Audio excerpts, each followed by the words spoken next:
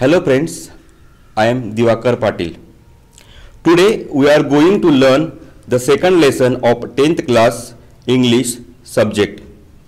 In this session, an encounter of a special kind. नमस्कार मित्रांनो, आपण या भागात इयत्ता 10वी इंग्रजी विषयाचा दुसरा धडा an encounter of special kind शिकणार आहोत. Given lesson is a kind of story. This is the story of written by Tapan Mukherjee, who rescued nurse and saved the baby langur. Baby langur means a baby monkey attacked by a big male langur with intent to kill it. मित्रांनो, दिलेला धडा ही एक गोष्ट प्रकार आहे. ही गोष्ट तपन मुखर्जी यांनी लिहिली आहे, म्हणजेच या धड्याचे लेखक तपन मुखर्जी आहेत. लेखकांनी एकदा लहान लंगूरला एका मोठ्या शक्तिशाली लंगूरकडून ठार मारण्यापासून वाचवले होते. The story depicts the bond of trust, compassion and mutual understanding between man and animal. या कथेमध्ये मनुष्य आणि प्राणी यांच्यामधील विश्वासाची आणि पारस्परिक समंजसपणाची बंधन किंवा दृढ नातं दर्शवणारी घटना आहे. Now friends, let's get start it. An encounter of special kind म्हणजे एक अविस्मरणीय, एक अनोखी, एक आगळीवेगळी चकमक किंवा हल्ला. In this lesson, the writer Tapan Mukherjee gives an account of his encounter with langur. The writer's father was a medical officer working for a private company in Raniganj in West Bengal. All officers were accommodated individual bungalows inside a large campus. The campus was full of with green grass, colorful flowers, majestic trees, seasonable vegetables and magnificent trees constantly attracted squirrels and birds. A group of langur had even made their den in an aswast tree nearby. They had all become a part of writer's daily life. मित्रांनो, लेखकांचे वडील खाजगी कंपनीत वैद्यकीय व्यवसायाशी संबंधित कामाला होते. ती कंपनी पश्चिम बंगालमध्ये राणीगंज येथे होती. कंपनीतील सर्व अधिकाऱ्यांना तिथे स्वतंत्रपणे राहण्याची व्यवस्था मोठ्या कॅम्पस किंवा आवारामध्ये करण्यात आली होती. आणि हा कॅम्पस पूर्णपणे हिरव्या गवताने, रंगीबेरंगी फुलांनी, मोठ्या झाडांनी, मोसमी भाजीपाला, बहारदार वृक्षांनी बहरला होता. आणि हे सर्व सुंदर दृश्य खारुताई पक्षी यांना आकर्षित करत होता. आणि या ठिकाणी लंगूरच्या समूहाने देखील त्या कॅम्पसमध्ये एका पिंपळाच्या झाडावर आपले ठिकाण बनविले होते. या सर्व गोष्टी लेखकांच्या जीवनाचा अविभाज्य घटक बनला होता.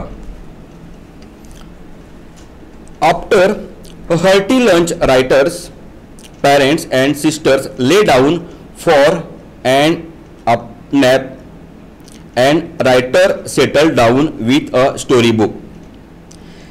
That quiet afternoon, writer was reading an adventure story. The silence was occasionally broken by the sound of writer, family snoring, chirping of house sparrow, the harsh cawing of crow, the shrill call of a kite flying high above the ground. Writer became deeply absorbed in a book. दुपारच्या जेवणानंतर लेखकाचे parents आणि sisters वामकुक्ष घेत होते. त्याच शांततेच्या वेळेस लेखक एक साहसी गोष्ट वाचत होते.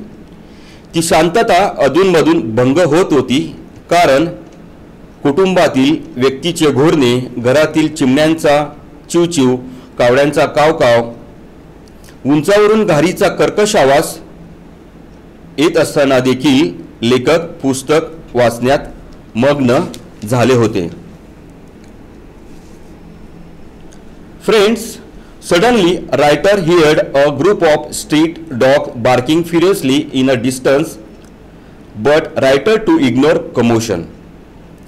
Soon the barking became louder and more aggressive, and the alarm cawing of a flock of crow added to the cacophony.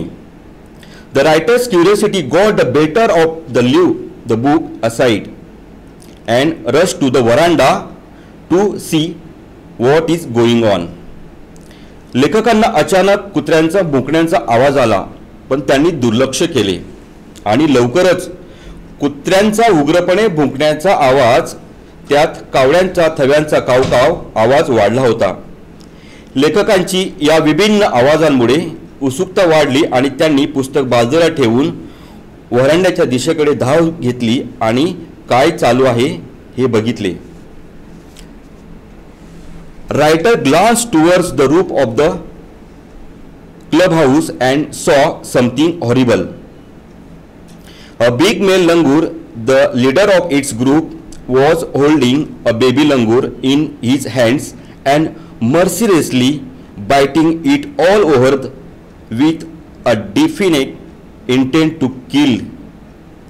लेखकांनी घराच्या छतावर नजर टाकली आणि अतिशय भयानक दृश्य बघितले की एक मोठा मेल लंगूर ने एका बेबी लंगूरला पकडून निर्दयपणे सर्व अंगावर चावा घेत होता आणि जणू काही त्याला ठार मारणार होता. The helpless mother of the baby langur and other lesser member of the langur group were only watching the baby being killed. असहाय्य आई आणि इतर दुर्बळ लंगूर त्या बेबी लंगूरला मारताना बघत होते.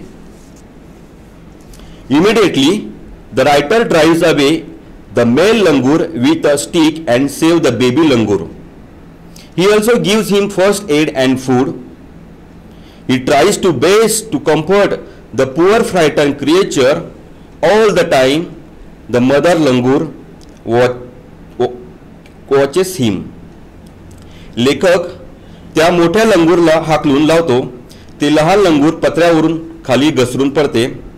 लेखक त्याला उचलून आपल्या घराच्या मागील बाजूस नेतो आणि त्याला प्रथमोपचार देऊन त्याला शांत करण्याचा प्रयत्न करतो. त्याला खाण्यास फळं देतो. हे सर्व करीत असताना त्या लहान लंगूरची आई या हालचालीवर लक्ष ठेवून असते.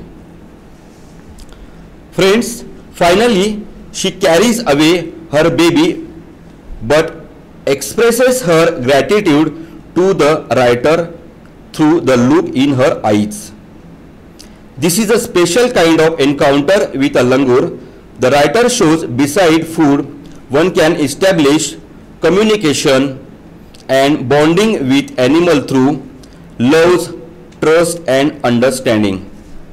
लेखक जेव्हा उठून लांब जातो तशी ती आपल्या बाळाला ताब्यात घेते. त्या घाबरलेल्या जीवाला दिलासा मिळतो. त्या बाळाला घेऊन जाताना ती आई आपली कृतज्ञता नजरेतून व्यक्त करते. लेखकाला जाणीव होते की मनुष्य आणि प्राण्यांमध्ये संपर्क शक्य आहे आणि ते फक्त खायला देऊनच नव्हे तर प्रेम, सहानुभूती आणि समजूतदारपणा यातून पण व्यक्त करता येतो. Friends, finally we can say on the basis of the story we can conclude that the writer is a kind, compassionate and helpful. He must be sensitive. He must be brave because he confronted the furious male langur alone. He had presence of mind. He take up a stick which was handy and strike a male langur. He has understanding enough to move away and allow to mother langur approach the baby. Sympathy and gentleness are two more qualities we can observe in his action. He has the rare capacity to establish relationship with animals and win their trust. Friends, Lastly, we all know very well the proverb in English. Service to man is real service to God. म्हणजे मानव सेवा हीच खरी ईश्वर सेवा. And the second is a friend in need is a friend indeed. संकट काळी जो मदत करतो तोच खरा मित्र. Thank you.